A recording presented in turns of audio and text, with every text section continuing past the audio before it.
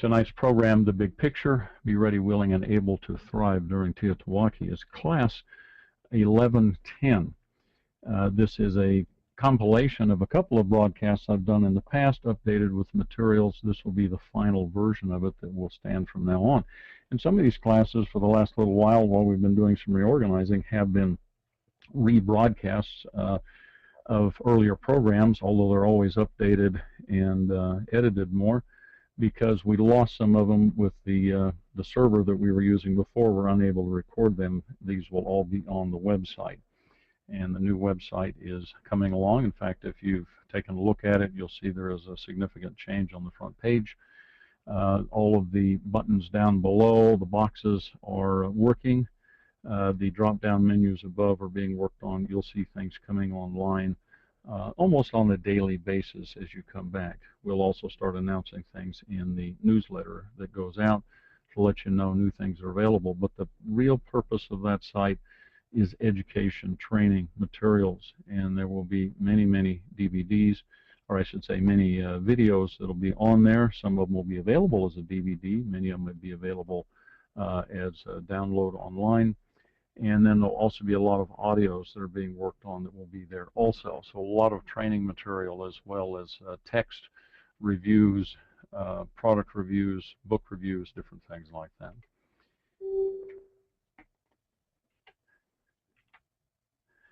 Well, you know, in America, for most of us, we have this extraordinary lifestyle. In fact, it's an opulent lifestyle. You know, you turn on the tap, the water flows, we flip the switches, pick up the phone, go to the store, the pantry stocked, the refrigerator is always cold, all of these things, garbage disposals, dishwashers. What a lifestyle. It's wonderful. I enjoy it, and frankly, I hope that it continues. But the real question we have to ask is, will it always be like that?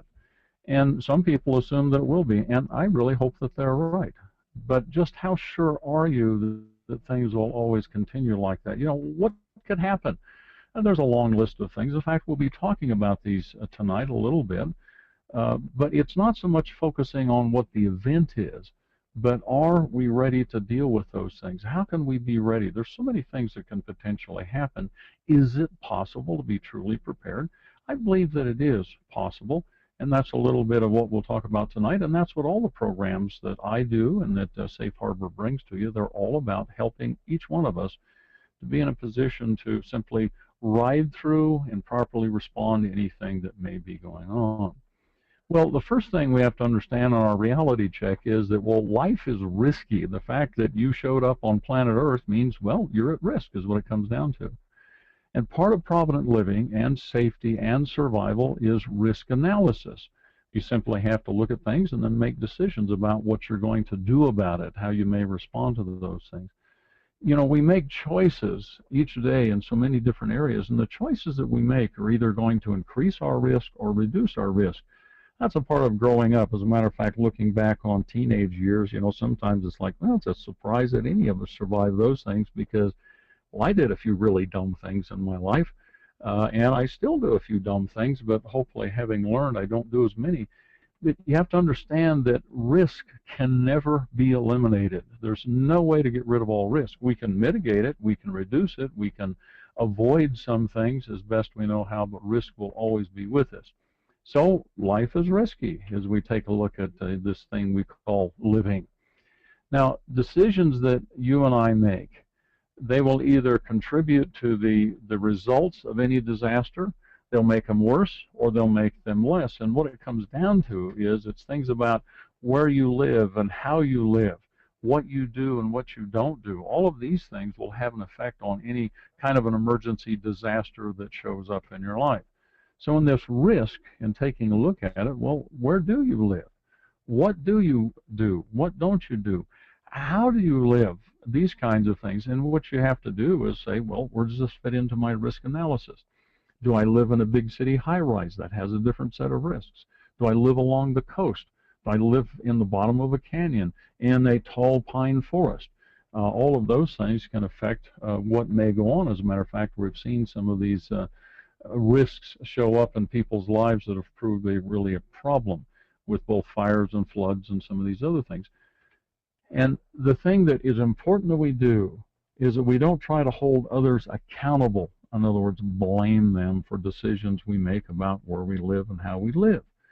Now, some people, they may in fact do things that will affect us in their actions, but the decisions that I make, I'm responsible. I'm going to get the results of them. In fact, we call it the law of stewardship, and it's important that you understand that. Another thing to consider in this how, where, when, why, what we do is that we have other things that have an effect on us. It's the cultural mindset, some of the social habits that we have. There's also regulations around us that may cause us to do certain things or not do certain things. We have to take into account agendas of other people around us. There's the laws of the land, and some of these things may affect what we can and cannot do. There's other things that may affect both our freedoms and some of the outcome, and that has to do with our expressions that we have in speech. Some of the things that concerns me is like some of the very violent games that we have, and the fact that very often some of our society is wanting to limit the consequences of these things. You limit the consequences by making good choices so you don't end up in trouble. All of these things will have an effect on us, and it is what you and I choose to do each day that will determine part of this outcome. The bottom line is this: the monkey's on our back in most cases. Be aware, watch, be ready, these kinds of things. All right, TEOTWAWKI. Now, some people are familiar with that term, and it simply happens. Let me define it for you if you don't know what that is. But are you ready to deal with it? You see, it's happened numerous times to individuals, communities, societies, and nations throughout history, again and again. Those who have recognized and prepared themselves for this, not only do they survive, but they thrive. And that's really what we want to think in terms of, not just barely making it through some awful disaster, but can I come out in, well, good shape, even perhaps better shape than I was in? So are you ready, willing, and able to deal with TEOTWAWKI? And that's simply an acronym for the end of the world as we know it. Now, when we say that term, it's kind of like, okay, there's the world. Are we talking about this thing blowing up? Is that what it is? And that's not what I'm talking about. It has happened. TEOTWAWKI has happened many times, individuals and cultures, and you don't think it can happen again? Well, that's what the Romans thought in 120 AD. That's what the Native Americans thought in 1400. That's what the United States thought in 1928.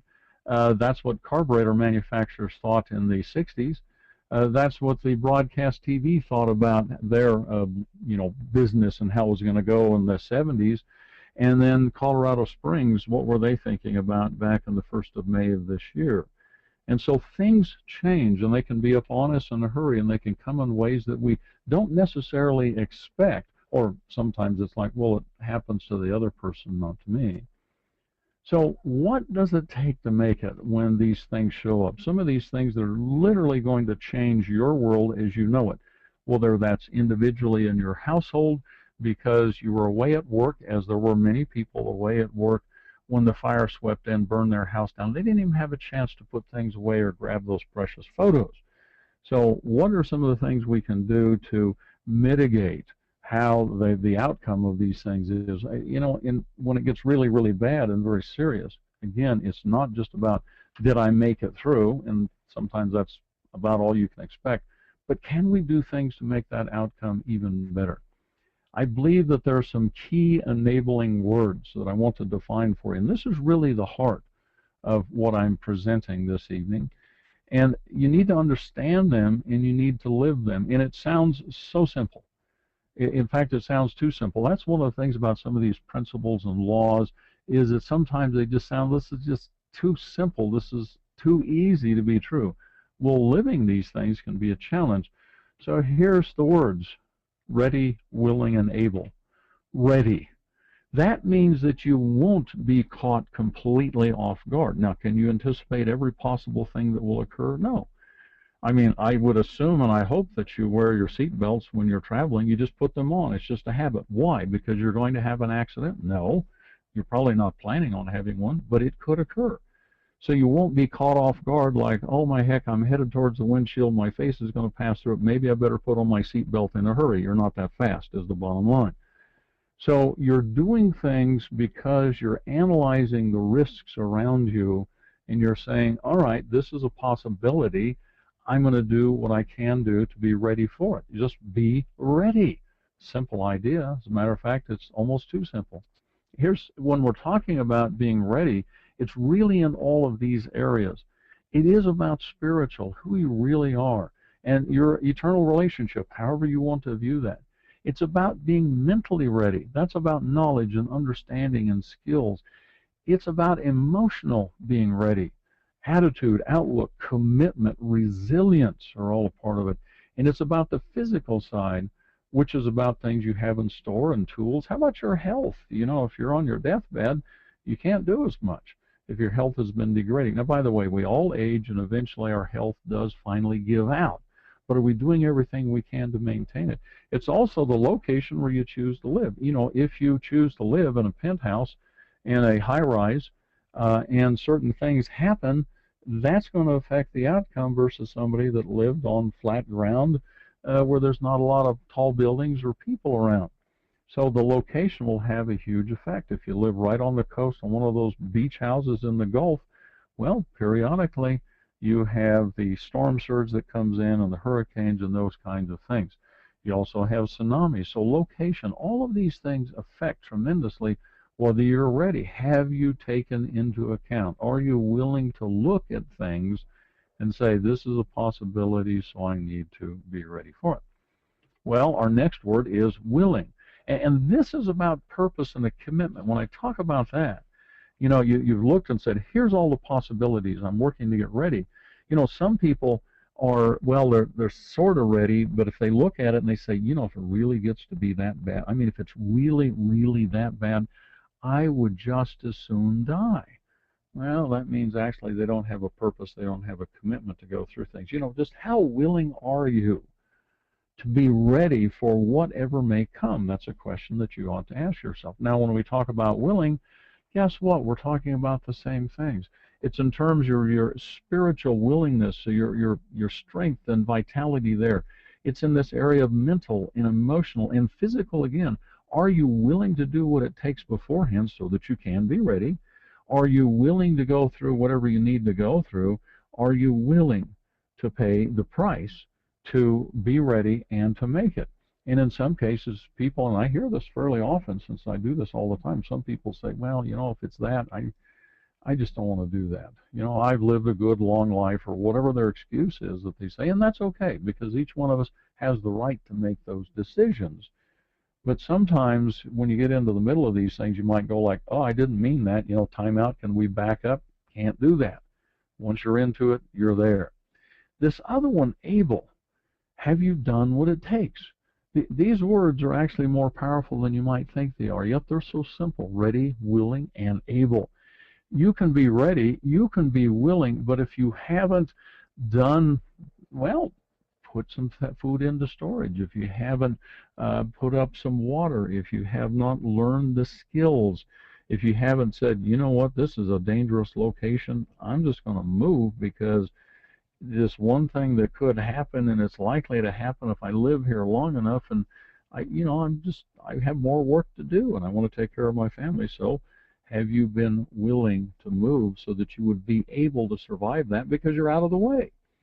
If you live in certain places, when certain things happen, they may not be survivable. So have you done what it takes to prepare yourself? And here again, when we come back, we're really talking about the spiritual, the mental, emotional, the physical, all of these things, getting yourself ready, willing, and able to do them. And this is your analysis that you'll have to do.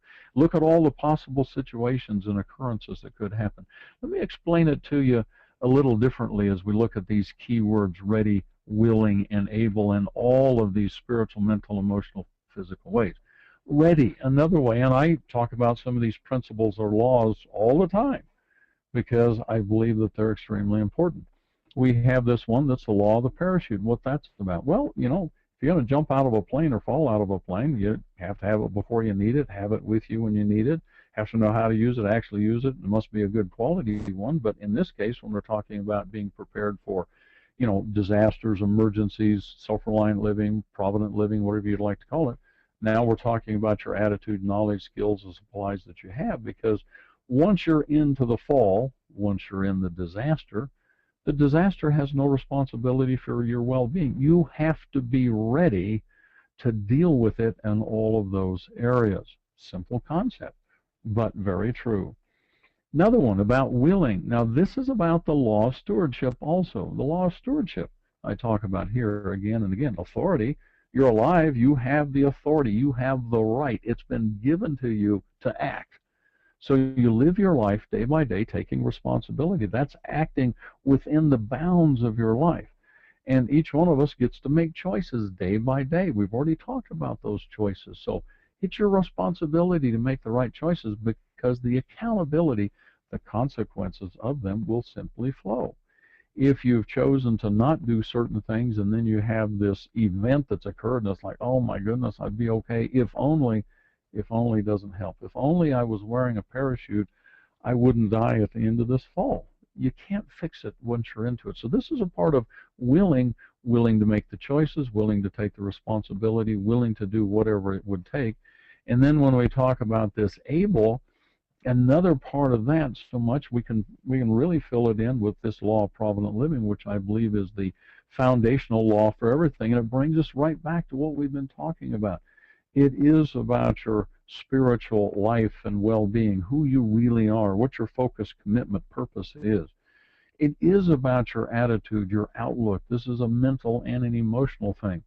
And your attitude will determine whether you live or die when it gets really bad, because if you go like, I don't know what to do, I guess I'm just going to die, that's not going to get you very far. If you simply say, I just don't want to do this, this is too scary, I think I'll just quit. Well, okay, that's your attitude. You have the right to do that, and that's your stewardship, you see. You have that responsibility in making choices. The accountability will come. It is about the knowledge that you have been gathering, the understanding, the skills. And please understand the definition of knowledge, once again, is knowledge, K equals I times E. It is information multiplied by experience. Just listening to me tonight isn't going to give you any knowledge. It'll give you some concepts, some ideas. It'll give you information. Reading a book, there's no knowledge in a book. There's information in the book. Read the book, go out, plant the seeds in the garden, make some mistakes, figure out how to solve it. So what I'm doing all the time with my garden, trying some new things. Some of it works very well, some of it does not. But I'm getting the knowledge and understanding about how and why things work. And then it is down to this physical side of things, the stuff, the material things. But you know, if you don't have the spiritual attitude and knowledge in place, you probably don't have the right stuff. And if you do have the right stuff and you have no idea how to use it, when to apply it, or those kinds of, how do I actually put this parachute on, and isn't there supposed to be something you're going to pull on to get it to open up? If you haven't practiced beforehand, you could be in very serious trouble. So when it comes to long-term situations, when we're talking about grid down is a term that I use regularly. We're talking about grid. We can be talking about the power grid, the communications grid, transportation grid, information grid, any of these numbers of things that take care of us and support us and help us. When they're down for extended periods of time, some of the conventional instructions just simply do not apply.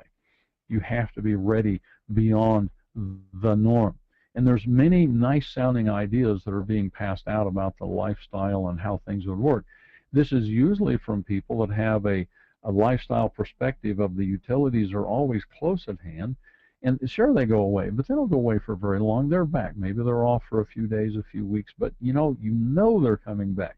This is a part of that emotional resilience, because the power company always shows up. The utilities of companies always come in and dig up the lines and take care of them. And you have some place that you can go away and stay with friends or neighbors or relatives or in the shelter while things are coming back. The infrastructure is just restored. And the escape is no issue, because you can just go to a better place right now. Help is at hand. Assistance comes. May it always be that way, is my hope and prayer. But what if it's not? What if, in spite of everything, you really do not see these things coming back? Okay, well, there's many well-intended people that are providing these recipes and these preparedness tips and hints about what you do. And by the way, they're good. And I'm not saying ignore everybody, but what you have to do is put them in perspective and into your situation, where you live, how you live, what you know, what you're able to do, what you're not able to do, so that you build a confidence that you'll be okay. And very often, these recipes and tips come from somebody. They have no real point of reference. I read some of the cookbooks on, you know, doing things with your food storage and things like that, and they just kind of do it on the stove, and they assume that what if there is no electricity? What if there's no natural gas? What if you're out of propane? You know, what if you're now having to do it with some very, very basic skills like some wood in a pit? Do you know how to do that? These recipes are not geared towards that very often. You're going to have to do a lot of adapting, and now's the time to adapt and play with them.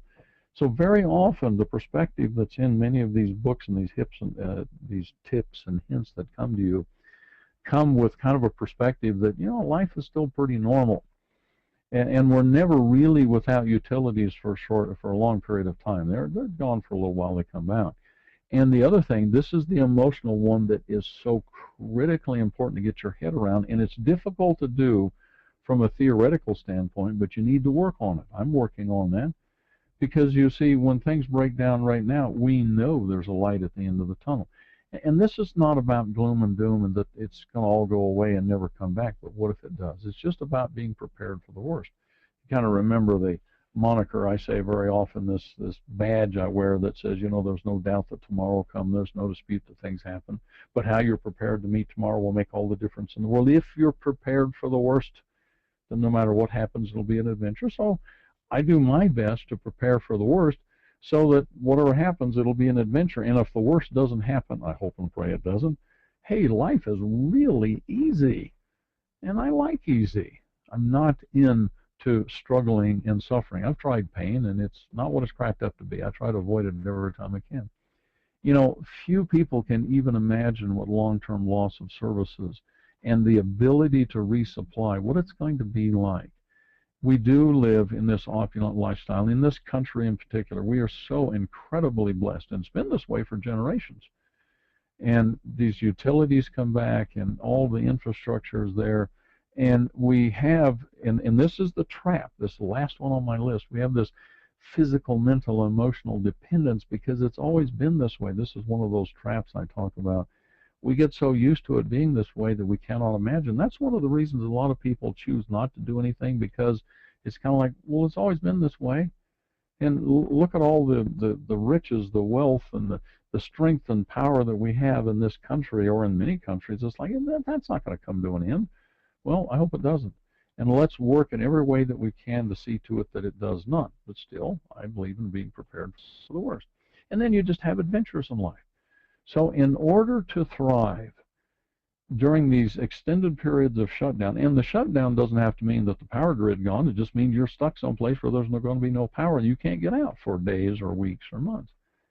You're going to have a little different approach to these things in terms of your attitudes, your expectations, the functional skills that you've been building up, your personal commitments, and it's this internal and external resilience that you have to simply say, you know, I'm just going to make this. I can do this. I will. I don't like it. It's uncomfortable. This is unpleasant. But you know what? What an adventure. I get to practice and try and do some of the things I've been working on. I was hoping they'd never come, but here I am. So let's put this to work. And you have a level of confidence because you've been doing these things to be ready. That's what it comes down to. By the way, all of these things we're talking about, they really do have to be rooted. They have to be founded in, built upon principles, not just lists, not just, you know, stuff that you have, but it's an understanding of how and why things work. Well, when we talk about gaining attitudes, expectations, the skills, these commitments, and developing this resilience, you see, the time to learn to do these things is now. This is when you learn to do them. The time to practice all of these things and the things that it takes for you to be ready is now. This is when you do it. You see, we have the ability, if you're doing a practice thing, you're kind of like, okay, I read in this book, this is what you do. And I do this all the time. I read about doing this, and so I'm going to go play with it. I have an opportunity to do that, whether it's in the backyard or someplace wherever I happen to be, and it's like, okay, that sounds like a pretty good idea, and I go try to do it. Sometimes you find you don't have exactly what it takes. Sometimes it's like, man, this takes more skill. Sometimes it's like, did they really try this? I'm not sure they really tried this, and there's some things I don't think people have really tried because it was a nice idea they thought up, or somebody thought up, and it got passed on to somebody. It's in a book, it's in a lecture, and it gets passed on again and again and again, and it just becomes almost like it's true, when in reality it was a nice idea that somebody thought might work, but he never tried it. I give examples of that, like in the lighting class when we talk about lighting. There's a guy on the internet, I don't, he's one of the green guys, talking about how you live more green. And he says, you know, your kerosene lamps, the hurricane type lamps, he says, you know, you can put your vegetable oil in it and burn that. I thought, there's a big difference between the kerosene or the coal oil than there is between vegetable oil. The main thing being viscosity. That's the big thing. And I'm going like, the wicking properties are very different. Does this really work? So I got out one of my hurricane lamps and I tried it. The guy didn't run his lamp very long. Yes, you can get it to light. And if you don't light it for more than a couple of minutes, you're going to think that it'll work. Try and run that thing for a while. It doesn't work. It consumes the wick very rapidly. You can't get enough of the fuel up to burn off that's going to be vaporized off the tip of the wick and be burning. So try things. Don't just look at somebody's great idea and say, okay, now I've got that. So it's where it comes back to this practicing things now. One of the things you have to develop, and I won't go through them here because I do this in depth in the class Surviving Against All Odds, both the shortened one that's online or will be online again shortly, and in the full class. It's what I call your key personal B attitudes. Attitude is one of these things that I'm always talking about. Sound like a broken record, but that is the key to your success now and in the future when you're going through things. And these are the attitudes that you want to develop. As a matter of fact, you want to discipline yourself in these areas until they become your attributes. It's about having purpose and passion, integrity, humility, courage, discipline, patience, and forgiveness. Those are the key words that I use. I explain them in greater depth in Surviving Against All Odds and in some other classes. So I'd encourage you to watch and listen to them so that you'll learn what I mean about these key words. And I've been working on this particular list, if you will, a list of principles. These are all principles, if you want. These are not lists of things, but principles. I've been working on these really for years and finally coalesced them into this list in the order of priority that they're given about 2 years ago, a little over 2 years ago, and I haven't found anything that would cause me to change them. You can substitute some different words, and words off to the right will help you understand them. But study them, because you've got to have purpose, passion, integrity, humility, courage, discipline, patience, and forgiveness before and during these things that may occur in your life will be serious. Because if you don't, you quit, you give up. So do it now. You practice these things now, you'll learn about them, because you don't want to find yourself struggling in the moment with lots of suffering. You don't want to look at the future and go like, I don't know if I'm going to make this. I hope somebody shows up to save me. And we appreciate the relief organizations so much. The FEMA and the Red Cross and the National Guard and all the different church organizations, and even just neighbors and friends that show up. Thank you very much. What if they can't get to you? So you've got to be able to take care of yourself. It's about developing self-reliance. And if you haven't practiced these things, then self-reliance doesn't exist. If you're dependent on others, you become a victim of the events. And now you become a statistic, rather that you not do that. Okay, the world around us, and wanting to put this a little bit into perspective, and to understand and to live with some of these things. So I'm going to bring up a few thoughts right here. One of them is this. You know, when you look at things, are you, when you look at some of this stuff, are you numbed? Are you panicked? A lot of people are just numbed into, I can't deal with that, that's too scary. Other people are like panicked, now they're running around with their hair on fire trying to take care of things. You see what's happened is, we're just awash in all of this communication and information that flows to us. Puts people on a roller coaster in this world because of all the global events reporting that's going on. I mean, it's 24/7 multi-channel things on the radio, on the internet. My goodness, there's so many websites you can look at. All kinds of people reporting all kinds of things. You have all these experts. Now, one of the things I always ask about an expert's predictions and what they're doing is, do they have an agenda? Why are they doing this? Are they really unbiased, or is there something they're trying to slant right here? And then you have these pundits' analysis and all their credentials, and we give them a lot of weight. Now, by the way, I'm not saying you don't watch and listen in these things, but don't just tie into, I'll say, one source and say, boy, that's it, and they said jump, I gotta jump. And so they end up with Jim Jones drinking the Kool-Aid or something like that, and we drink it in different ways because we're not really understanding what's going on around us. But this puts people into this roller coaster, and what happens after a while, some people just go like, oh, okay, they've been talking about this stuff happening for the past 30 years. It ain't going to happen. Why bother? They get numb to it. Or you have people that stay in a continual state of panic, high energy panic, and it's just wearing them down. You can't stay there. You've got to be balanced. So keeping this balance is critically, critically important. Now let's look at one of these things. And well, do you react? Do you respond? What's the truth? Really, and it is about learning to choose wisely, because there will be a lasting impact on you or on others depending on what you do. So here's one of these things. I've already mentioned this a little bit, the internet. You know, it's a wonderful thing. It's a tremendous blessing, but at the same time it's a curse. It's a curse in part because there's all this stuff that can flow to you. You can spend your entire life chained to the internet searching things, and there's no way that even you take one little topic and you can just go after it forever. So there's so much information there. But here's the real curse. Anybody with any agenda can put up anything they darn well want, and they can write it so well that you can't tell the truth if you're just looking at that one source. You've got to do some search. Now, and we get emails. Oh, I get tons of emails. You probably get a lot of those things too. Emails are wonderful, but you can get yourself buried. And I know periodically many people, it's kind of like they just, blow out their email address, kill it, and they send to the people on their address book, don't send to that old one because it was getting so much garbage in it that I had to finally blow it out. Well, I got an email a while back, and I'm going to read part of this to you because it's case in point that I'd like you to pay attention to. This thing had been forwarded many, many times to me. I've been forwarded around many times, and it finally came to me about pastor removal from television. And it says, read all the way through, please, instructions at the end. I'm not going to read all the instructions at the end. It takes too much time. Pastor removal from television. Removal of 20 included Joel Osteen, Joyce Meyer, Charles Stanley, David Jeremiah, and other pastors from the airwaves. An organization, didn't say who it is, an organization has been granted a federal hearing on the same subject by the Federal Communications Commission, FCC, in Washington, D.C.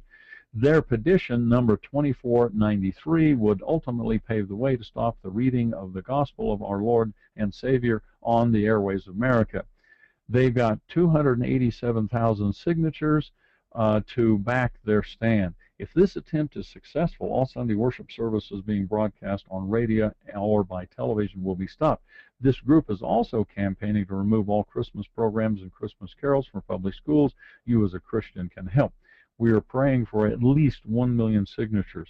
This would defeat their efforts and show that there are many Christians alive, well, and concerned about our country. As Christians, we must unite on this. Please don't take this lightly.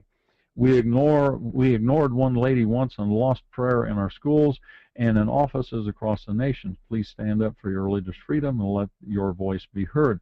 Together we can make a difference in our country while creating an opportunity for the lost to know the Lord. Now, by the way, I'm not against the fact the things that are being said here in terms of standing up and watching out. There's nothing wrong with that at all. But what's the truth really about this? Okay, so my reply back to this individual who sent it to me was simply this after I did a little research. Before signing, and this is what happens very often, you see people react to things, respond to them, and I've done that, by the way. I've gotten some emails in, and I go, oh my heck, and I blast that out to everybody. Well, a few times I've been embarrassed having done that because, you light your hair on fire and you run around screaming with these things, and maybe you shouldn't have done that. So my reply was this. Before signing and passing along such emails, I like to take a minute and research it to be sure it is legit. There is a bunch of useless junk floating around out there. One possible reason for getting these out to people is to fish for people's email addresses so they can be spammed. I get a lot of that, and a lot of other people do too. When I check, I like to go to several sources, and some of it makes some pretty interesting reading. However, the main reason is to stop wasting people's times and resources on false rumors. There have been a couple of times that I passed on false rumors by email because it sounded so plausible and it's so easy to do. As a result, I've had to go back and tell all those I've sent it to that it was false. I don't want to contribute to the rumor mill and hysteria on the internet. There is enough problems going on without adding to the mix. However, it is very important that we all stay alert and vigilant to the real thing and get involved. Here are some links related to this one, and I sent on links with them to the FCC, Snopes, Hoax Slayer, Truth or Fiction. Go to fbw.com. Here's what it says on the FCC webpage that brings it into perspective. And notice that the number that was quoted in here is correct. Background. A rumor has been circulating since 1975 that the late Madeleine Murray O'Hara, a widely known self-proclaimed atheist, proposed that the federal communication system consider limiting or banning religious programming. These rumors are untrue. In December of 1974, Jeremy D. Landsman and Lorenzo W. Mill filed a petition, RM 2493, the one that was cited in email, that's 1974, asking the FCC to inquire into the operating practices of stations licensed to religious organizations and not to grant any new licenses for new non-commercial educational broadcast stations until the inquiry had been completed. The FCC denied this petition on August 1st of 1975. Mrs. O'Hara was not a sponsor of the petition. Since that time, the FCC has received mail and telephone calls claiming that Ms. O'Hara started the petition and that the petition asked for an end to religious programming on radio and television. Such rumors are false. The FCC has responded to numerous inquiries about these rumors and advised the public of their falsehood. There is no federal law that gives the FCC the authority to prohibit radio or television stations from broadcasting religious programs. However, it's important to understand that you see these people at the FCC have had to spend time, your tax dollars, by the way, we've had to pay them to do that. And that's why I talk about wasting, time and money. Just take a minute to investigate things before we pass them on. I recommend we all do that. Let's take a look at another topic.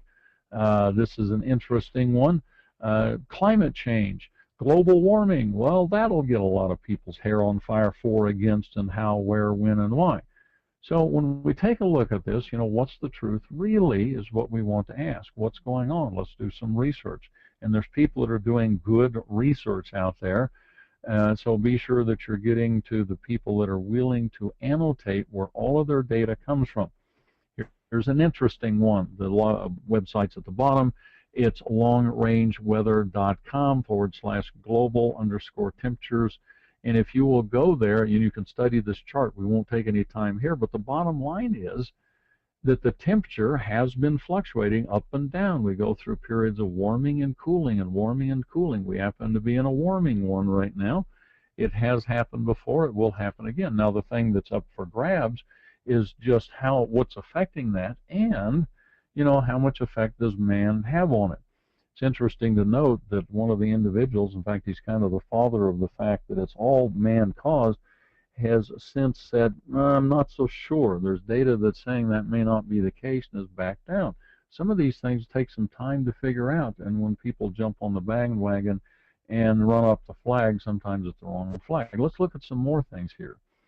Global warming, a chilling perspective, is an interesting one to take a look at. And if you take a look, notice that the time span on this one is 700,000 years we're looking at. In this one, we're looking at ice and less ice, more and less. Right now, we happen to be in a period where the ice caps and the glaciers are receding. Guess what? They've done that before. They've done it many a times, big time. They've gone away, and then they've come back in a very major way. Well, that's a 700,000 year perspective. Let's zoom in a little bit. Well, here's a different one. This is looking at change in temperature. over that same period. And of course, as you would expect, it matches the coming and going of the ice. Now then, let's zoom in a little closer. This is just 160,000 years, and you see, again, these fluctuations in temperature. But what's interesting is that the Earth generally has been cooler than it has been in our lifetimes in our recorded history. Zoom in a little more, 18,000 years is the time scale on this one, and you see these temperature fluctuations again. We've been in generally a warmer period. Go in a little closer. Now we're looking over a 1900 years, and you see the little ice age that occurred back in the 1400s up through the close to the end of the 1800s. And let's go into 1880 through 2000, the red dotted line. Yes, it's trending upwards, as you would expect that it would.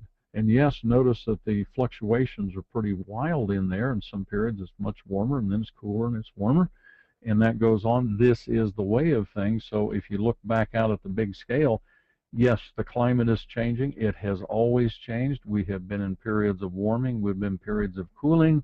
You know, it's up to us to be prepared to respond to them. So be careful about just how much lighter fluid you doused on your hair and then set it on fire about one of these things. What's the truth really? Let's get some data, and let's not get involved in some of the politics. I just want to know what do we need to do about it. We are in a warming period. That's all there is to it. It'll probably be followed by a cooling period, because that's the way that it has been. The mechanism is not fully understood, in spite of the fact that we have the CO2 and these things that certainly have some effect. But what is causing the CO2 to rise the way it is? All right, natural disasters, man-made disasters. Let's zoom in a little bit more. And there's some fun things you can do, and I'm not going to spend a huge amount of time right here, because I'm giving you some websites and places to go where you can take a look at some things and answer it for yourself. Once again, when we take a look at all of these disasters that can occur, do you light your hair on fire and run screaming? What's the truth really? Let's look at some statistics and some trend analysis. You know, life happens, be ready for it. If we take a look at the total number of natural disasters registered, and this is a database that you can go to, the EMDAT, it's also, and I'll give you the website here in just a moment. This is another organization that's reporting this, and they're pulling it out of that database. It's maintained in the Netherlands, and it has tremendous data in it. But notice that the disaster cycle is up, where you're looking at biological, geological, and hydrometeorological. They're going up, and in particular in terms of storms, that's the blue line right in there. We throw in some other things on this, or sort of that same chart. Now then we add a little more detail to it about droughts and floods and earthquakes and epidemics and those things, and you see the general trend is up. Then we take a look at around the world, where you have groupings of things. Notice the red dots is about the total affected, and the green is about infrastructure damage. This gives you a little bit of idea about maybe there's places that are a little more hazardous to live, and maybe you want to avoid them. Maybe you can choose that. So when you look at the world as a whole, you see, well, when you look at this chart, the U.S. Looks like a pretty good place, as some others look that way. Here's another one, the total number of natural disasters events by country, being colored in there. The disaster frequency. Now, it's interesting that the U.S. has a higher frequency, but look at the chart down below, because you have to take things in perspective. Disaster fatality, the fatalities and the ones that are affected by them. You take a look at the U.S. That's not as bad. As a matter of fact, when you look at below the line on that lower one, this is fatalities and number of people affected. It gives you an idea that South America, Africa, and Asia are places that seem to have more trouble. As a matter of fact, watching the news, we have kind of see so many disasters happen in those areas. Here's another one, a way of looking at it in terms of the events that have been reported and the fatalities, displaced, and some of these problems. So it's important that we consider these things in where we may want to live, and making our choices about a variety of things. And once again, Asia, Africa are some of the places that look to be a little more perhaps dangerous. 2005, a snapshot, just looking at some of the things that went on. 12 disasters. These were killing events in the U.S. And of course, most of them occurred because of tornadoes and wind damage. 39 fatalities, 34 of them in mobile homes. Well, mobile home is not the safest place to live, is the bottom line. And I know maybe that's all that some people can do, but if you've got a mobile home, then you really want to have a storm cellar that's dug nearby underneath that thing so you can get in there, because mobile homes don't stand up very well to tornadoes or high winds that come along. So it's things like that you can gather from this. Now, this database that I've been looking at, we're going to look at some more. It is CRED, C-R-E-D, that's a Center for Research on Epidemiology of Disasters, or it's the EMDAT database. It is maintained in Europe, and it is a tremendous collection of worldwide data that you can take a look at. All the background, what they're doing and why. It's a place that many people go. In fact, they're there so that countries and governments and municipalities can go and look and say, what are we facing? What's the chances of something happening? You can do this individually. It's available to you. You may want to do that. Now, be careful you don't get ground up in spending so much time looking at things there that you forget to prepare yourself. You know, you can get buried in the, well, it's the paralysis of analysis is what we call it. We just analyze and analyze. I see some people have come to my classes, they take notes forever and they analyze forever, but they never quite get around doing something about it. You need to make that commitment, spend the time and the money. These can be very interesting in what you can draw from them. This is looking 1900 to 2010. Looking at the left, the number of people reported killed, it's going down. Why would that be? When you look at the number of disasters and the people being displaced, it's going up. Very simple reason. We have better forecasting, and most of these deaths have to do with floods and tsunamis and things like that. We have better forecasting, better warning systems so people can get out of the way. Even though the number of disasters is going up, death rate is going down because satellites in the sky up there looking down on the track of that hurricane or that typhoon say, hey, here's the people that need to get out of the way, and they do. And so there's not as many deaths. Now that's the good news. Now should we lose that ability to forecast, the death rate would be extreme because we have so many more people living in harm's way. Number of people reported killed. Now we're looking at 1975 to 2010. Still the number killed is going down, but the number of disasters being reported, the number of people affected is going up. There's more things going on. But again, the forecasting and the warning helps to overtake some of that. Taking a look in general just about natural disasters reported, you know, it's like, here again, we see Asia, Africa don't look as good. Now, the number of them in the U.S., it looks pretty high. However, when you take a look at the number of people killed, the Americas, it's much lower than some of these other places. So there's a lot that you can glean from these, and it breaks it right down to the number of disasters and those kinds of things. So you can go through and study these things within, you know, reasonable limits, draw some conclusions about what you need to be preparing for, where you may want to live or not live, and then make some reasonable judgments about the things that you want to do in your life, looking at the number of reported disasters in here and how that's been changing. So lots of data here. As a matter of fact, you can be careful, don't spend too much time here. It's fun, but be careful because you can get caught up in the analysis that cause you to be just paralyzed. Now we're looking at technological disasters, man-made disasters. In the Americas, you know, it's low. Now this is just numbers. This is not, you know, per capita. Asia, high. Africa, high.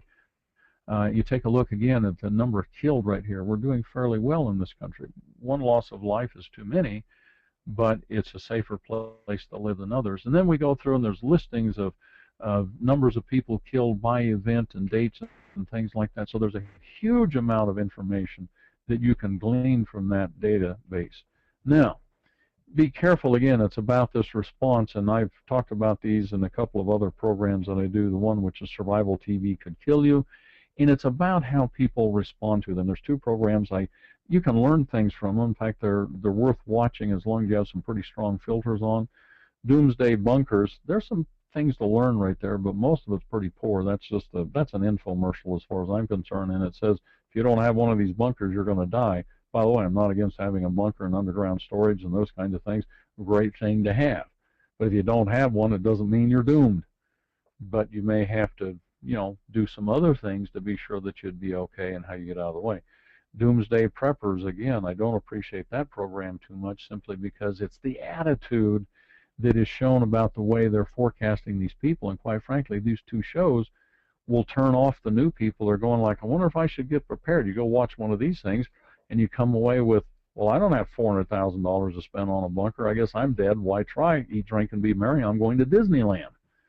Or the other people that's like, boy, if you watch them doomsday preppers, it's like, man, these guys are wackos.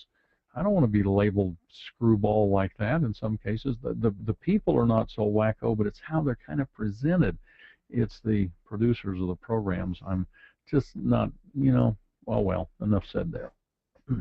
Personal and household disasters, these occur all the time because of loss of income and sickness and auto accidents and things like that.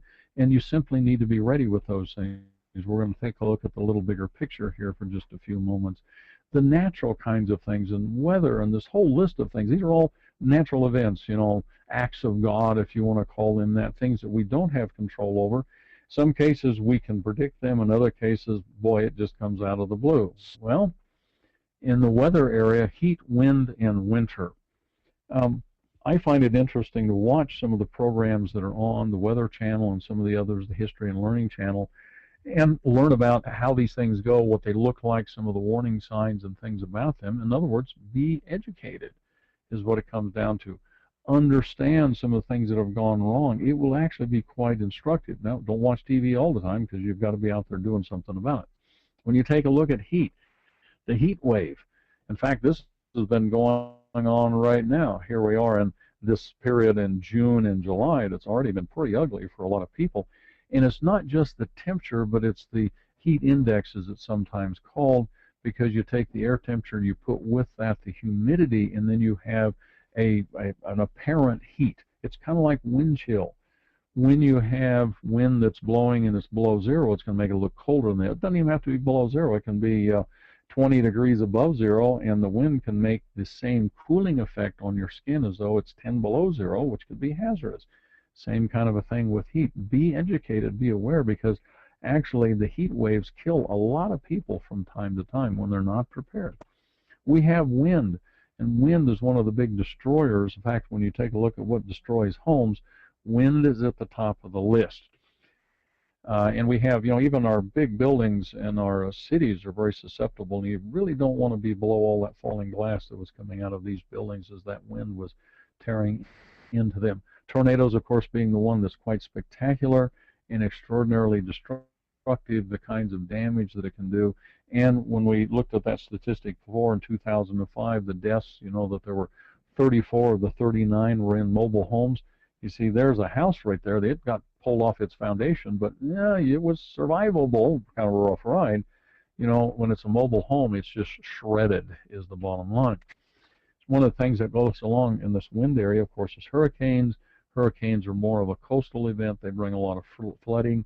They also bring the storm surge right along the coast where it just wipes things clean, wipes out whole neighborhoods, does incredible destructive damage. If you're going to live on the coast, be aware that it's going to happen sometime. You live there long enough.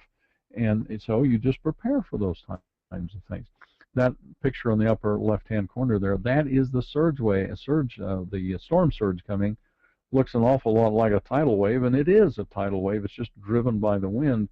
And what it does in that coastal area down there, the houses and buildings that were not prepared. Now, apparently that one that you see still standing, they built to a little different standard than everybody else, because everybody else was wiped clean, and that house is still there. Those people were planning ahead, were preparing, and of course spent the money and the resources to have their house survive. Winter is one of those things. Winter comes every year just about the same time. The blizzards, the storms, the ice, the wind, they can be fabulous fun to be in, but if you're not prepared to deal with it, not only is it uncomfortable, it can be very dangerous. It doesn't have to be out on the open road. Man, you can get snowed in town, and it can really be tough because all those parked cars that are stalled in there, and they're trying to clear the streets so you can go back to work.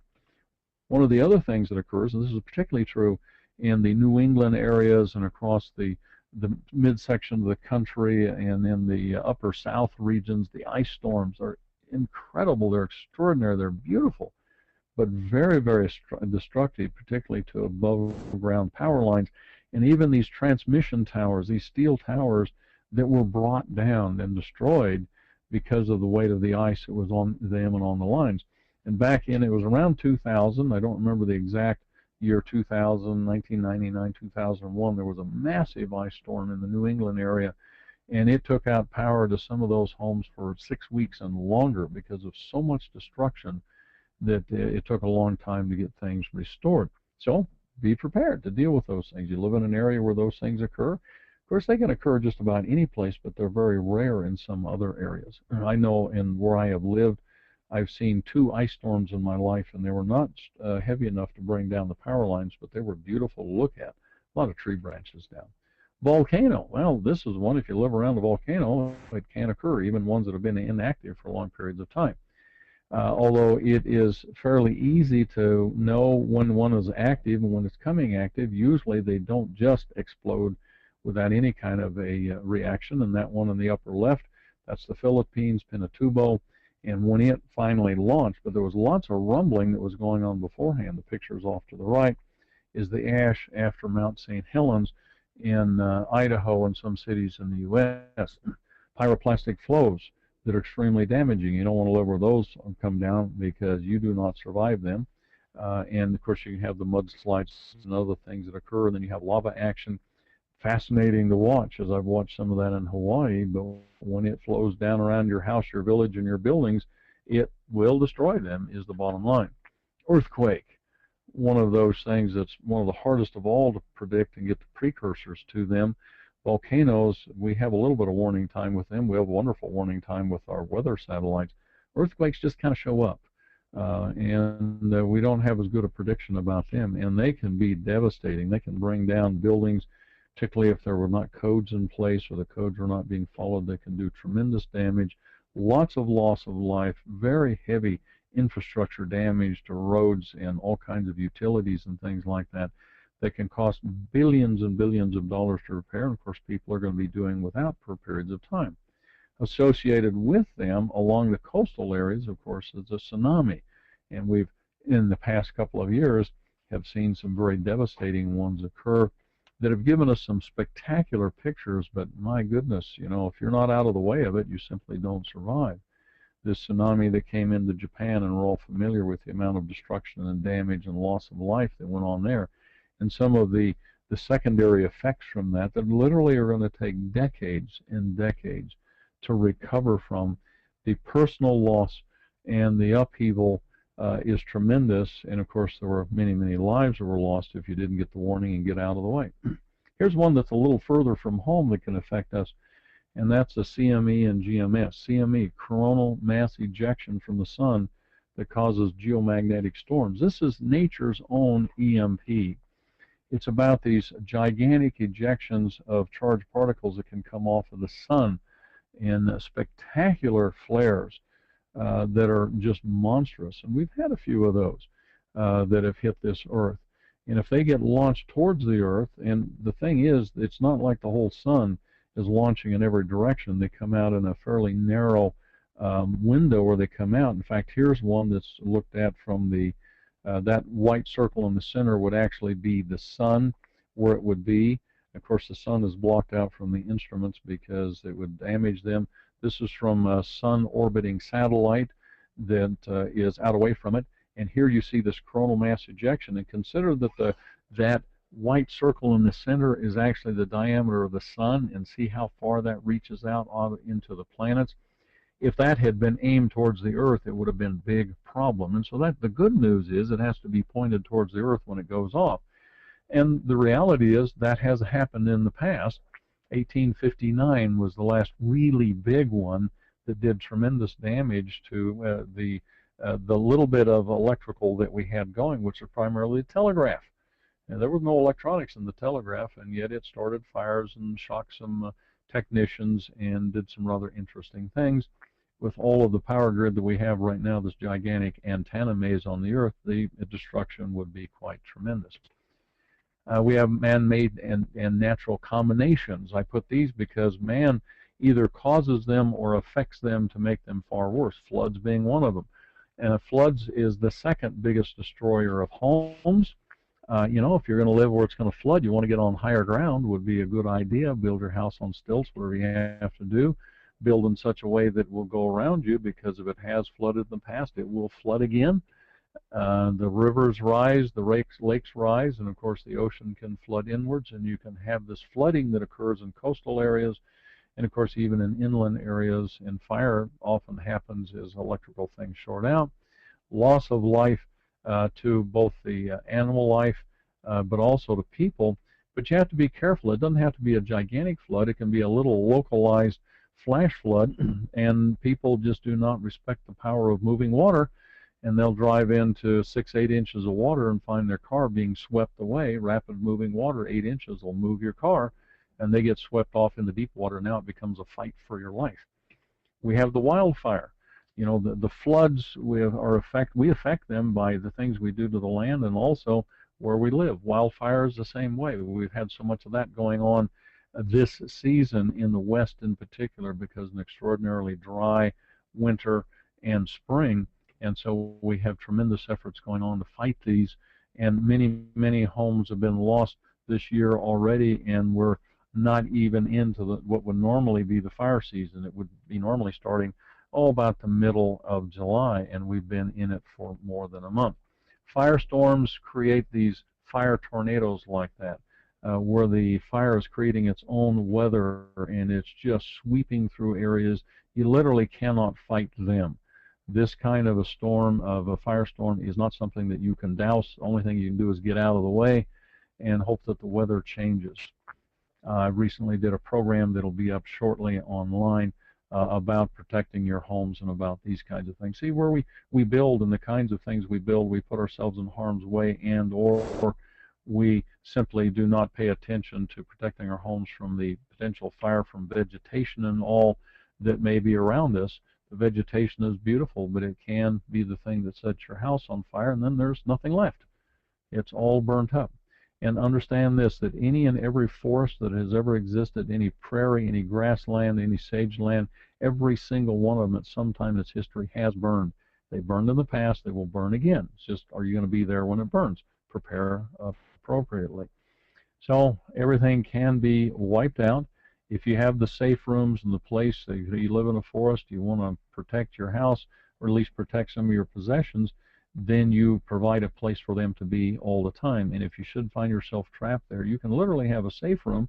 It's not a good idea to stay, but if you find yourself you can't get out, if you properly designed an area within the house underground and sealed off with nothing that can burn through, you can ride out one of these things, but you're better off leaving anyway. Drought, we affect this. Man-made, we contribute to them. Now, droughts have always occurred. They will occur again. We're in a drought right now because of change of weathers in the West. They come and they go, but we can make them worse, and or we can be ill prepared to deal with them. And it's like, oh my gosh, you know, we're in trouble now. We didn't think one would happen to us, not here, not now, because we've had so much water for the past 35 years. Droughts often lead to famine is one of the other things that occur, and we see some of these heart-wrenching pictures that have happened in most of the time in other places around the world, but could they occur here? Could we find ourselves in a situation where food is not available because of drought or other things? Could we have such terrible things? It's possible. I hope not. Prepare yourselves. Work with the climate. Work with your own way that you live and where you live to reduce the possibility, but simply be prepared. Pandemic is another one of these things that has occurred. They occur every century. We have about 3 serious pandemics, killing pandemics. Now, we've had some. We had one recently that the death rate from the latest N1H1 was less than the normal flu, and that's good. But we have 3 every century, and typically one of those is a nasty one that can kill literally millions of people. You need to be prepared to get out of the way, learn how to protect yourself from that.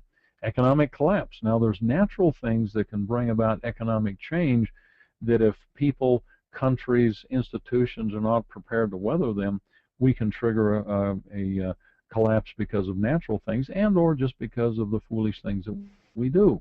You know, 1929, we saw some things happen there because of how people were behaving. And then one thing occurs, it triggers another one, and then you have this downward thing that has been going on. We've dealt with that, and it's hurt our economy and people's lives.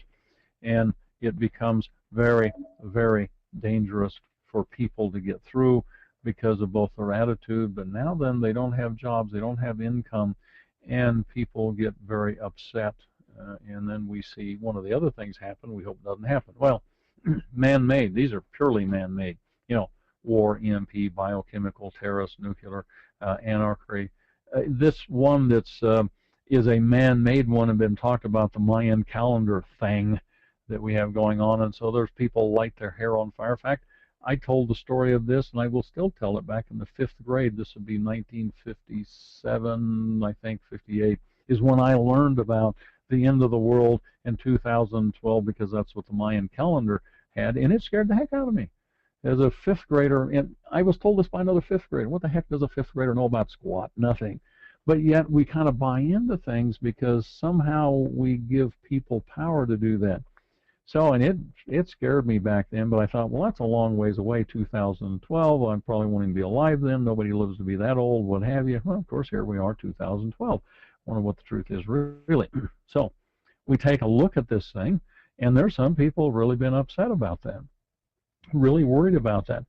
12/21/12, that's a particular date in the Mayan calendar.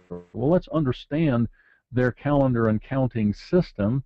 And when you understand it, you go like, it doesn't say anything about the end of the world. So let's look at what they do very quickly.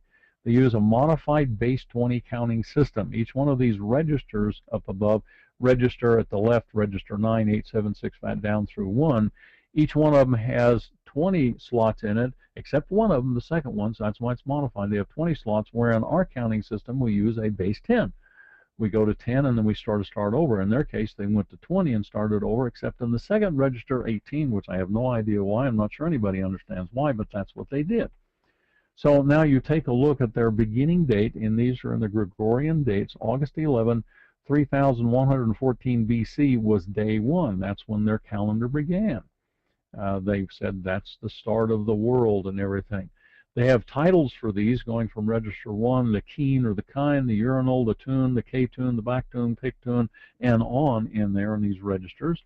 So let's do a little counting. Now, if you look in terms of days down the left side, I put the spreadsheet together so we can get our head around it. Days, an approximate number of years. So 360 days by their calendar is about 1 year. 7,200 would be about almost 20 years, and 144,000 be 394 years. So let's look a little further into this counting system of theirs. You come up to the first, see what happens is, if we start in the upper left-hand corner in here, you have the keen is 1, so you click in there. Once you put in 20 ticks in it, or 20 days, it now clicks over into the urinal, which would be down 1 and to the left, so now that's 1. And then as you put 18 in this case in there, now it'll trigger. It's just like the odometer in your car. Once you've gone 10, it turns over another one. In this case, once you've gone 20, or in one case 18, it triggers the next one, and so you count up 1. So you come down to the Bach tune, which would be after you've gone through 1, 2, 3, 4 into the 5th register. That's 144,000 days, or 394.3 years. That's the first Bach tune. All right, let's look a little bit more. December 21st, 2012, what is that? Well, that happens to be 13 Bach tunes. In other words, you've cranked in enough days that you've racked up 13 of these Bach tune count registers. But remember, there's going to be 20 in there before it goes to another one. That doesn't say anything about it coming to an end. It just means that on December 21st, 2012, we hit the 13. Of course, some people put some credit to the 13, but we've already gone through a bunch of 13s up to this point. And so it's going to keep right on counting. In fact, we look at the day before so you understand the counting.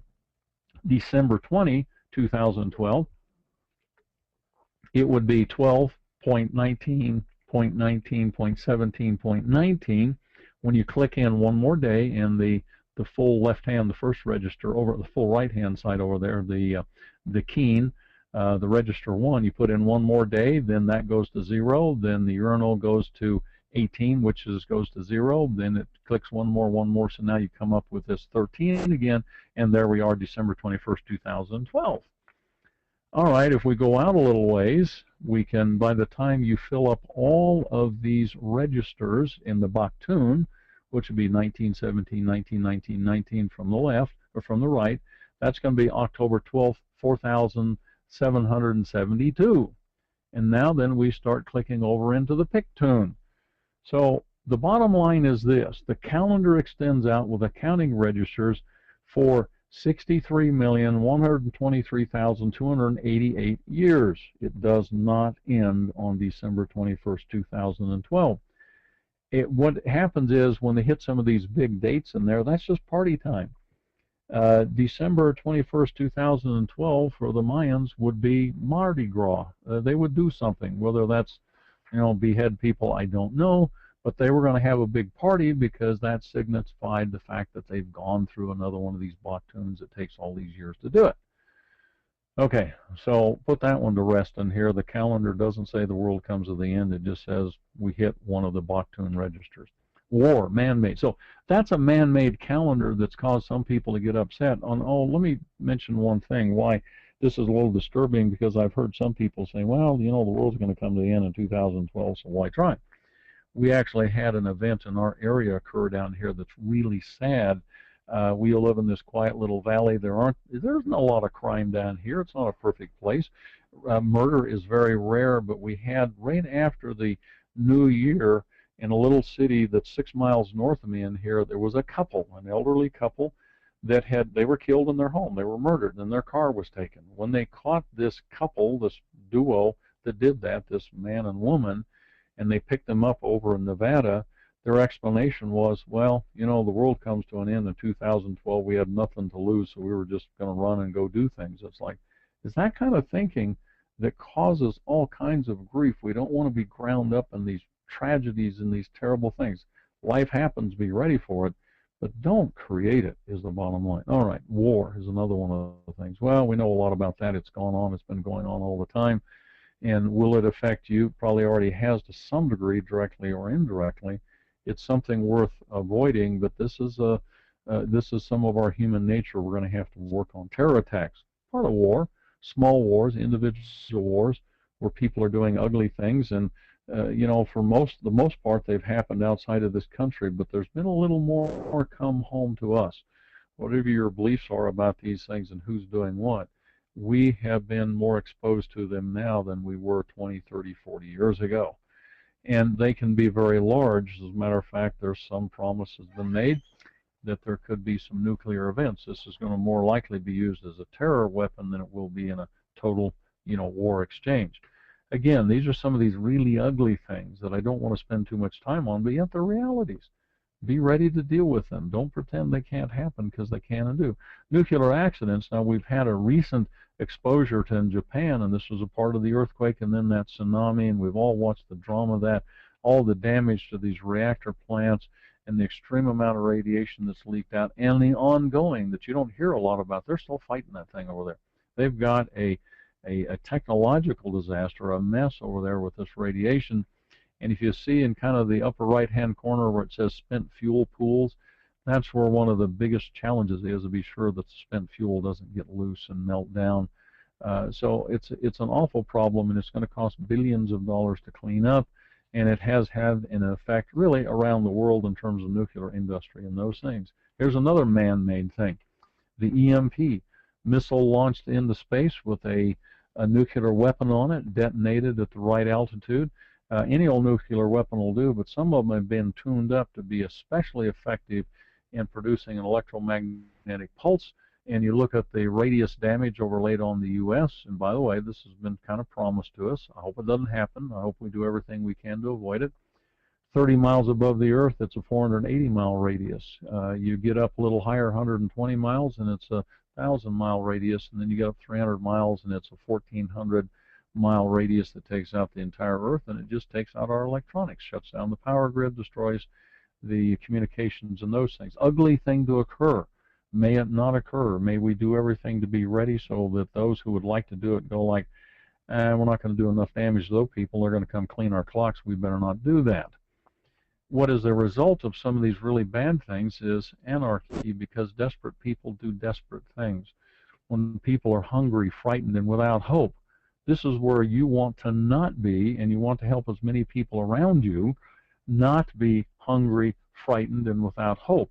Does that mean that you're supposed to put in the storage everything that everybody in your neighborhood needs? You can't do that. Most of us don't have the financial means to do that or space to do that. It's about teaching other people to do all that they can to help themselves so that they don't find themselves hungry and rioting and standing off and blaming somebody for it. Everybody with their hair on fire going like, I'm going to prove you how mad I am about these things and what you allowed to happen. And so they burned the cities down. Goodness, we've had cities experience tremendous damage because a football team lost. Well, they do the same thing when they win out there. So people can really get their hair on fire and go do some very damaging, dangerous, awful things that we would rather avoid. So don't get caught up in this stuff. Help other people not get caught up by becoming prepared to deal with things. And you see, in the case of these riots that went on, they weren't in there trying to get some supplies. It's a health food store. They weren't in there looking for vitamins. It's just, I'm mad, so I'm going to do damage. You know, 31 flavors, Baskin and Robbins, let's tear it up. Probably ate some of the ice cream, but yet let's just destroy things. You need to have options, and you need to back up your backup. You see, if you're the only person that's prepared in your neighborhood or your community, what are you going to do when the people gather outside your house and say, I see you have lights and heat and food, we want some. You can't take care of them. We've got to help other people. That's a part of our message. It should be a part of your message. Not about disaster and gloom and doom, even though we talk about some of these nasty things. You have to, because they're reality. You've got to get knowledge, and you help other people get knowledge. What's knowledge again? Information multiplied by experience. It means you practice some things. Now you break some things down. Eat some of that food. Find out you hate it. Find out you'd eat it if you had to, and then go get something better, and find ways of taking care of things. Learn to do things in the dark, because you can't always just flip the switch, and you're developing habits, if you will, muscle memory, and memory, and it just you can do things, and it becomes fairly automatic to them. And remember, I said one of the things that you need to develop early on is these key personal beatitudes until they become your attributes. It's important that you do that. It's really about your attitude, and it's about this practice and this play and this doing of things that makes it possible. So to develop a survival attitude, one of the classes that you'll find online is Foundation Class 1001, Prepared to Survive No Matter What. A lot of these classes are on there, and there's no cost to them. In fact, there's tons of things that are being put on the new website. Even as we talk, there's upload going on, that there will be many, many video classes on there. All of these Wednesday night web classes are there. The Surviving Against All Odds that I mentioned in there, we did a shortened version of it that's online, and there is a full long version of it that will be published as what I call a class in a box. Watch for that, because I go over these things in depth there. So lots of learning opportunities that you have, and if I total up all the classes that we bring to you, and by the way, we're not the only one teaching, there's other people to learn from, there's a lot of them, and the problem is people say, do I have to know all of this stuff and do all of these things and learn all of this? Well, you can't. Let's get real about this. It's not possible for you to do and have and know everything. So you build community. One of the classes that's coming up, because it's so important that you do that. I talk about it all the time in webinars I'm doing. Last night on our Tuesday night, when we were talking with Sam on the radio, a newbie to preparedness, hasn't been doing this for decades, just a few years, and he brought up the fact about community again and again, because he doesn't know it all. I don't know it all. That's why I have people around me that I work with, because they can fill in some of my knowledge gaps, my experience gaps. There's still a number of things I haven't done. I have fun learning them. So true preparedness is based on principle. It's not just about buying a bunch of stuff. It's not just about having a list of things to go out shopping for, because what you know is more important than what you have, is what it comes down to.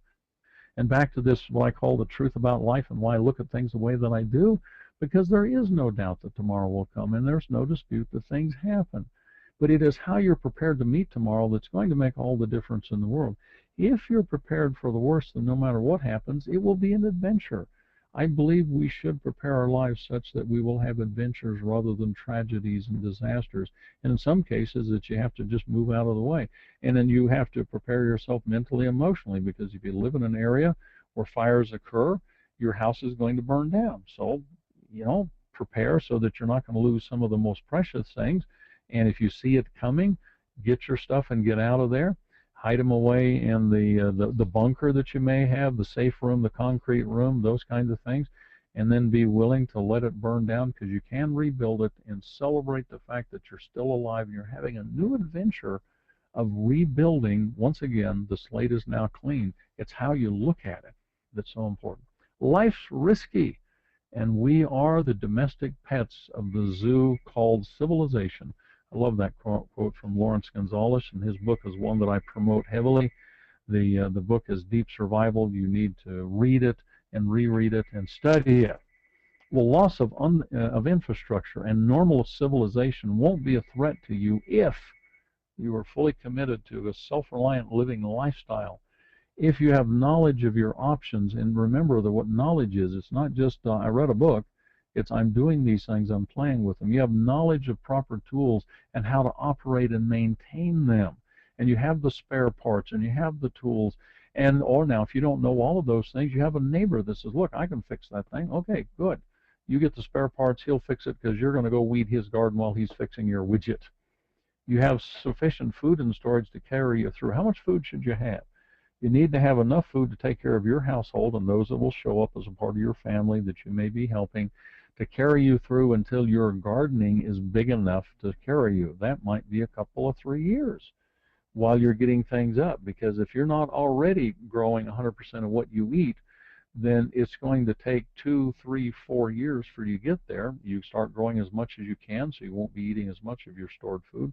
That's how you time it out. What do I need? A year's supply? I don't know. How long is it going to take you to be growing everything you need to grow? How long will it be until the farming community comes back? Depends on what you're preparing for. You are part of a true community, and you work closely together with people around you where you help them, they help you. You find and create needed resources. You're doing that now. You're scrounging for some things. You're recycling things, reusing things, but you also are looking and buying some of the unusual things that perhaps you didn't think you would need. But it's like, boy, if I can't go to the hardware store for the next year, gee, this thing keeps breaking regularly. I need to have spare parts. You live the personal survival beatitudes now. You're not getting upset about every little thing that happens.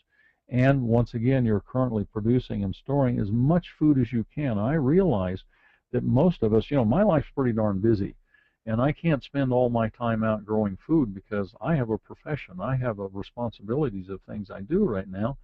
So I don't have a gigantic garden, but I am doing all that I can doing, and I'm preparing my soil, and I'm bringing in all kinds of organics, and I'm digging up more lawn to make ready for a garden as when I have more time, when the need is there. So this is how all of this works. Are you going to run around with your hair on fire just because somebody says something you read on the internet, or are you going to check it out and go like, okay, I guess the world doesn't come to the end in 2012 according to the Mayans. It may come to an end for other reasons that we don't know about, but that's not the one. Will you live providently? Now the choice is yours. And if you make proper provisions in all areas of your life that we talk about, then you can face the future with hope and with confidence. And particularly it's that spiritual foundation that's in place as a part of this, because that is a part of your future. Eventually all of us get the opportunity, even the blessing, of leaving this existence. So you get experience now, and you need to know that you know how and why things work. You need to make your mistakes now, and you fix them while it's easy. Learn all that you can. We'll do our best to help teach you what we can here, because our mission is to reach and teach, and we want it to go out to as many people as we can. And it's about the concepts. It's about the principles. It's not just about here's a list of things to go by. That's why I teach classes the way that I do. It's about helping you understand rather than just go buy this, and oh, by the way, it's on our website. And oh, by the way, we will have more things on our website, and we'd encourage you to buy them, but we're going to teach you the principles why first, and teach you to ask a lot of questions and even question everything that I would teach you, so that you know that it is correct. And when I'm wrong, don't do what I say. And then come teach me why I'm wrong, because I like to learn as much as I possibly can. So there's free classes every week. We have the internet audio cast every Tuesday night that you can link to through the newsletter that goes out, and that link will be, if it's not there already, very shortly it'll be on the new website. We have our Wednesday video cast that you can link to, and I know that that link went up tonight and was out in the newsletter. In spite of a few little glitches here and there, it is there. We will be there, and we'll iron out all the little bugs that are here. There's the free public video archive that's going up. There were a lot of them up on the old site. We now have the new one, and there will be lots of things coming in the next weeks. Things we haven't been able to put up, we will have up. There is the newsletter. We encourage you to join us at safeharboralliance.com. You can contact us through info@Safe Harbor Alliance. And soon there will be plenty of different email addresses and a way to register for newsletter online. Right now that registration is not working yet. I don't think it will be there soon. But if you are brand new and not getting a newsletter, send one to info@Safe Harbor Alliance. It'll take a few days before we pick it up, but we'll get it. We'll get everybody on the list. Well, there's the things that we're doing to help you as much as we can, because when we help you, we're literally helping ourselves. When you help your neighbor, you're helping yourself. That's what this is all about. Well, as we come to the end of this, and our time window for our webcast goes until 8 o'clock, and I'll take any questions that you may have for a few moments, but we're going to have to sign off in about 3 or 4 minutes here. And once again, I welcome all of you that have been here. Watch for this webcast that will be online in the near future, along with, there's about 24 of them that will be up, and we will keep gathering them. There's video review of a book that's online. There will be more that's coming. I've done others. We'll now have a place to put them, and where people can be getting information on articles and things that will be written. And I'm not the only one that will be putting things there. I've been kind of the primary source for a while, but as we expand, we have other wonderful people and dedicated people that can add to the things that we're doing here. So anyway, if there's any questions real quick, I'll be glad to take them. If not, we will sign off here momentarily. I invite you to come back each Wednesday. I invite you to our Tuesday night audios. All of the audios that have been done, I have more than 2 years of audio. They've all been captured, and they're being edited, cleaned up, and they will all be online. And just watch for them to come up. There'll be 1 and 2 a week, and several things a month coming up. And as our resources grow, we'll be able to put more into place, because it is about reaching and teaching and sharing with people. And we appreciate those who share with us. I have people that send me information, send ideas and concepts of things, new products they've discovered. I have several people in particular that like to send things to me and say, hey, I found this, or you're aware of it. Some cases I am, in other cases like, nope, haven't seen that one before, thank you very much. So we encourage your involvement in these things. Well, once again, thank you very much for all of you that have been here this evening. We're going to sign off now. I will see you next Tuesday, or actually I'll be talking to you next Tuesday and next Wednesday, and week after week, and we will have some other presenters that will do things in the future. It's great to see all of the assistance that we've been getting, and all those people have helped us in the past. Thank you so much. You've made it possible for us to be here. Well, this is Jim Phillips with Safe Harbor Alliance, wishing you a very good evening and the best of adventures in life, because of both your attitude and the things that you've done, so that you're ready, willing, and able to take on whatever life might bring to you, and do it with an eye that says, I'm going to be okay no matter what. I love life, and I love all the things that I've been able to do, and that's my position. So have a great evening. I will see you next week, and good night.